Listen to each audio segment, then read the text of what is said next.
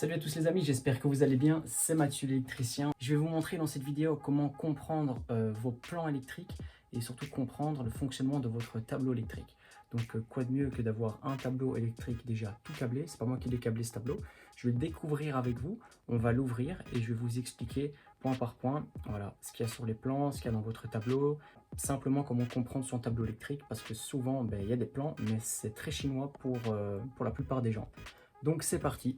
Donc du coup, premièrement, ce qui se passe, alors, je découvre le tableau avec vous ici, c'est pas moi qui l'ai câblé, on va le découvrir ensemble. Donc ce qui se passe généralement, si votre tableau est aux normes, on parle toujours de cette base. Pour l'instant, je ferai peut-être une autre vidéo sur des tableaux qui ne sont pas aux normes, mais là, c'est le cas parfait. Votre tableau il est aux normes, donc vous êtes devant.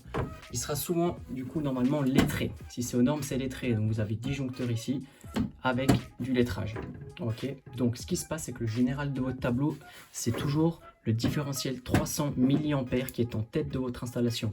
Ça veut dire que si je coupe ce différentiel, ça coupe toute l'installation. Je ne vais pas le faire ici, mais ce différentiel-ci, il coupe toute l'installation normalement. Attention, il y a des installations, il y a plusieurs différentiels 300 mA qui sont l'un à la suite de l'autre, mais en tout cas, sur une installation simple ici, ça sera le différentiel 300 mA qui sera en tête. Et dans votre installation, vous avez sûrement et forcément, si vous êtes aux normes, un différentiel 30 mA.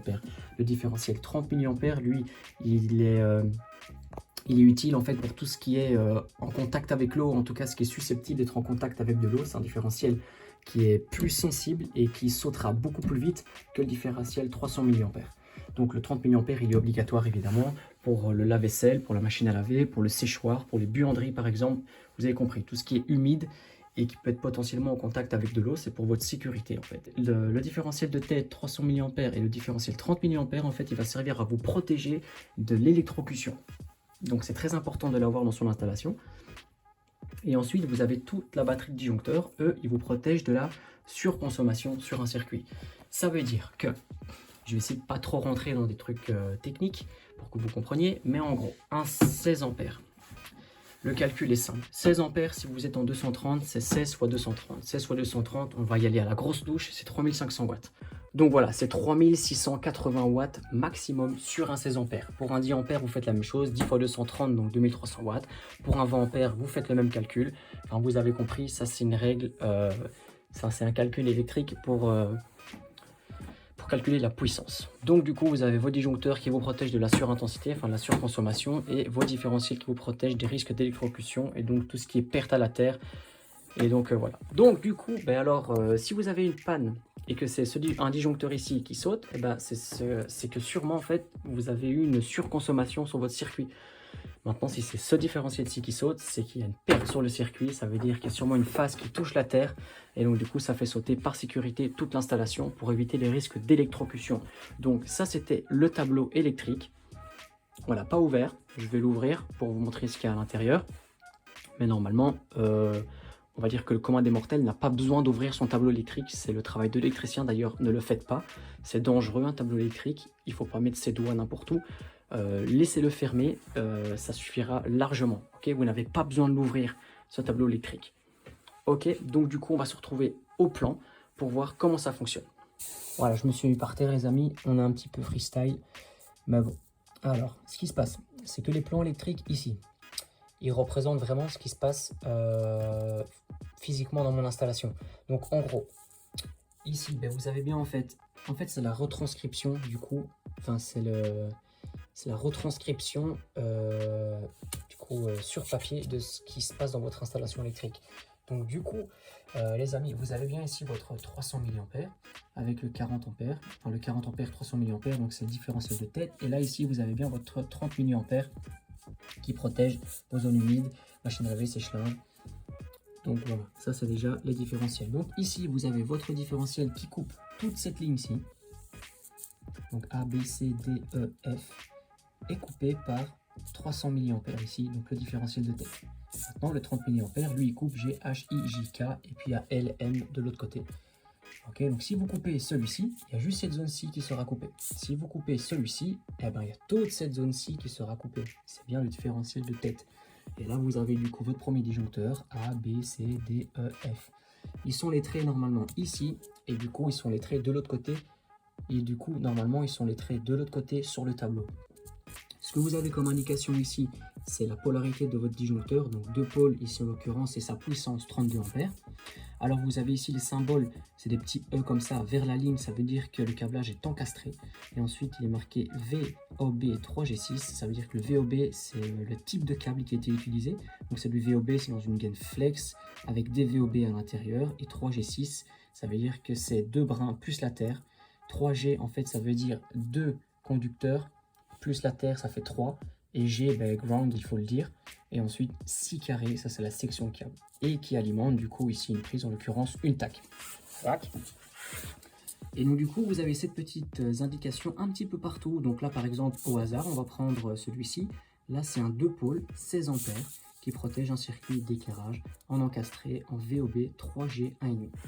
Voilà, donc vraiment sur les plans vous avez toutes les informations qu'il vous faut pour comprendre votre installation électrique.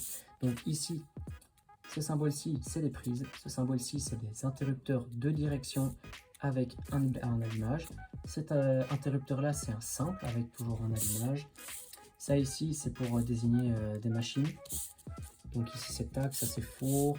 Normalement, ça c'est machine à laver, sèche-linge. Et ça doit être le bois l'air, je sais plus. Enfin, peu importe, ça c'est pas trop grave. Et donc voilà, il n'y a rien de très compliqué sur ce type de plan.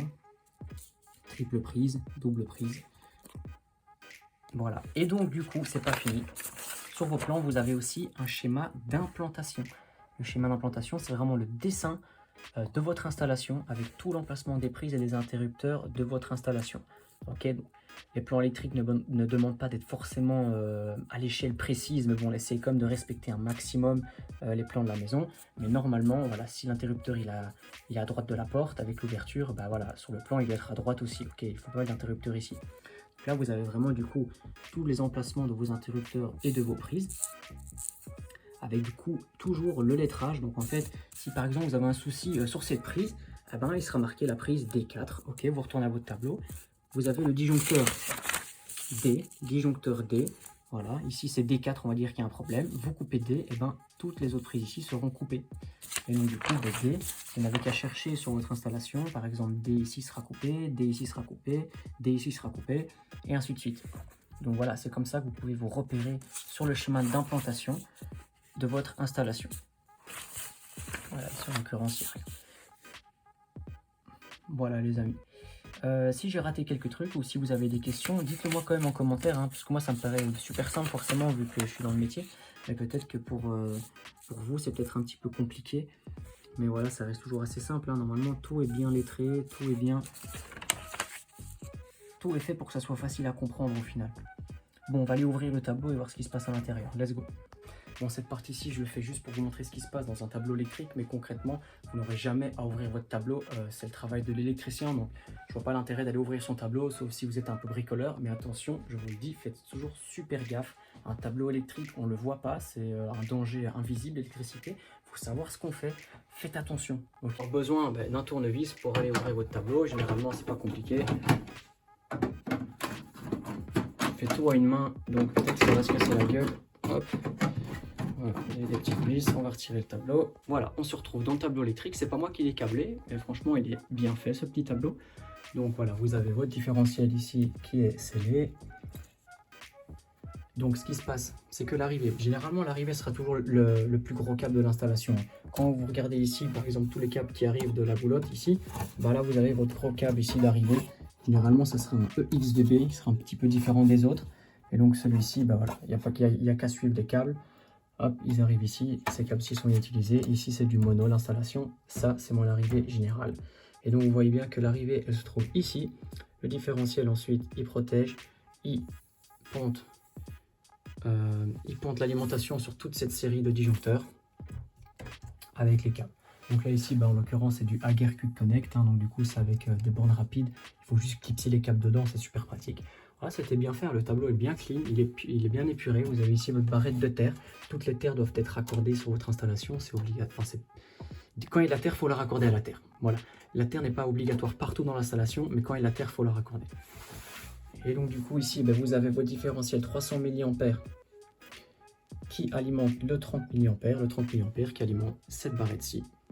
Voilà, là le tableau il est clean, il est super simple à comprendre. Vous avez l'ampérage du coup ici sur votre disjoncteur, il est marqué C16, c'est un 16 ampères, C16, 16 ampères, 16 ampères, 16 ampères. On va trouver un autre, où est-ce qu'il est le 32? Voilà, ici, là vous avez le 32 ampères. Donc voilà les amis, ce qui se passe derrière un tableau électrique. Faites toujours attention ici, ça n'a pas été protégé, il faut faire attention. Sur le côté de la barrette là, faites toujours attention quand vous mettez vos mains, parce qu'en fait là il y a du courant, c'est la barrette de pontage qui est ici. Donc là si je mets mon doigt, je m'en prends une, mais je ne le ferai pas, ok? Donc là en l'occurrence ça n'a pas été protégé, bah, si le tableau il est ouvert, je vais mettre une petite toile isolante. Ça aurait pu être faible sur les côtés, c'est pas grave, c'est pas une très grosse erreur. Ça reste très clean comme tableau. Donc voilà les amis. Donc maintenant je peux vous dire quelque chose. Non, qu'est-ce que je pourrais vous dire maintenant sur l'installation? Donc voilà les amis, j'espère que ça vous a aidé à mieux comprendre un tableau électrique. Je sais plus quoi trop vous dire. Ici en l'occurrence l'installation ben, elle est récente, donc du coup ben, c'est parfait, c'est de bonnes conditions de travail. Évidemment, maintenant je pourrais vous faire par exemple la même chose, la même vidéo sur un tableau où c'est un petit peu plus le bazar, mais ça reste toujours le même principe, on va dire. Quand ça a été bien fait, ça reste le même principe. Maintenant ici, voilà, les couleurs sont respectées, tout est joli, tout est beau, mais voilà, il y a certaines installations, le câblage, ben, les couleurs c'est les mêmes, c'est que du noir, c'est que du gris. Enfin voilà, et parfois on s'y retrouve plus, mais le principe reste le même. Donc généralement, vous aurez toujours, si c'est en mono ici en tout cas, vous avez toujours 2 fils de sortie à chaque disjoncteur. L'alimentation arrive ici par en dessous dans la barrette, elle remonte ici. Donc en fait pour vous, voilà, pour vous piger un petit peu comment ça se passe, vous avez l'alimentation générale qui arrive ici, c'est protégé par le différentiel qui lui donne l'alimentation partout sur la barrette, partout ici, ok. Et ensuite de là, ben, c'est distribué. Et donc du coup l'électricité elle passe par ici, elle passe par le disjoncteur de protection, et donc du coup cette ligne est protégée par ce disjoncteur. Donc si je coupe ce disjoncteur-ci, cette ligne là est coupée. Voilà les amis, j'espère que ça vous a plu cette petite vidéo. On se retrouve dans une prochaine pour... dites-le moi en commentaire ce que vous avez envie de savoir en électricité, si vous avez des questions, comment raccorder certaines choses ou quoi. Moi je suis preneur, c'est le début de la chaîne, donc dites-moi. Donc dites-moi les amis, si ça vous a intéressé, si ça vous a plu, mettez en commentaire ce que vous voulez peut-être voir sur cette chaîne. Dites-le moi, cette chaîne elle fait que commencer, donc c'est cool. Moi j'ai plein d'idées évidemment, j'ai envie de vous présenter des trucs, des petits tutos, comment on fait certaines choses. Dites-le moi en commentaire, likez, partagez, ça serait vraiment cool. On se retrouve dans une prochaine vidéo, on se dit à la prochaine, ciao les gars.